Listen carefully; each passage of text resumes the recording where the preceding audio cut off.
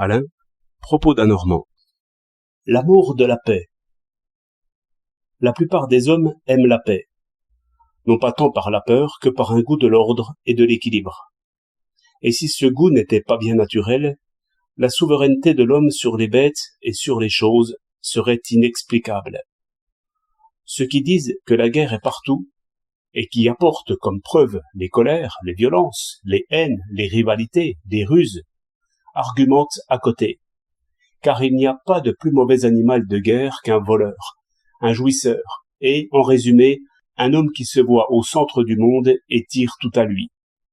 Un tel homme fera un bon empereur peut-être, mais certainement un mauvais soldat. La guerre est une mystique, une épopée, une jeunesse, une ivresse, une folie, mais nullement une réaction de l'amour de soi. C'est assez clair. Ainsi, toutes les passions, même criminelles, contre lesquelles s'exerce la justice et la police, sont étrangères à la guerre. Ce sont les justes, les sages et les poètes qui font le mieux la guerre. Enfin, les plus beaux attributs humains se retrouvent là.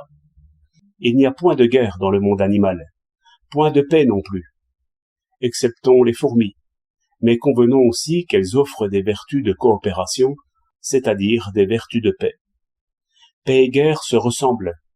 Au contraire, il n'y a que des rapports lointains entre la faiblesse et la paix, comme aussi entre la férocité et la guerre. Donc, quand on dit que la plupart des hommes aiment la paix, on est bien loin d'avoir dit qu'ils ont horreur de la guerre. Il est vrai qu'ils ne la veulent point, et même qu'ils la repoussent. Ils n'en sont pas moins en disposition de la faire si l'événement les y jette. Une guerre ne peut commencer que par l'obéissance, et l'obéissance est une vertu de paix. Une guerre ne peut durer que si les hommes aiment réellement autre chose qu'eux-mêmes. Or, c'est cette poésie naturelle qui fonde la paix aussi. L'ordre ne tient que par cette disposition à se priver à toute minute d'une foule de choses qu'on aimerait. Celui qui n'y parvient pas est voleur et déjà assassin, et du reste mauvais soldat, comme je disais. Il n'est donc que trop facile de faire voir, chez le plus farouche ennemi de la guerre, encore la guerre, toujours la guerre, et croire que les mœurs les plus douces et des cœurs plus justes nous éloignent naturellement de la guerre. Voilà sans doute l'erreur capitale. Plus l'homme est sociable, plus il est guerrier. Pacifiste, tu feras la guerre demain, si l'ambitieux, si le diplomate joue librement leur détestable jeu. Tout dépend donc ici des pouvoirs publics. Et dans le fait, c'est ici qu'on les voit le plus jaloux de leur droit royal.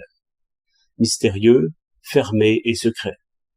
Et c'est là que doit porter tout l'effort des pacifistes. Car les vices et les passions des gouvernants ont le terrible pouvoir de lancer au carnage le plus pur et le plus noble des forces humaines. Je citerai encore plus d'une fois la parole lumineuse de Vauvenargues. Le vice fomente la guerre, la vertu combat. 8 novembre 1912.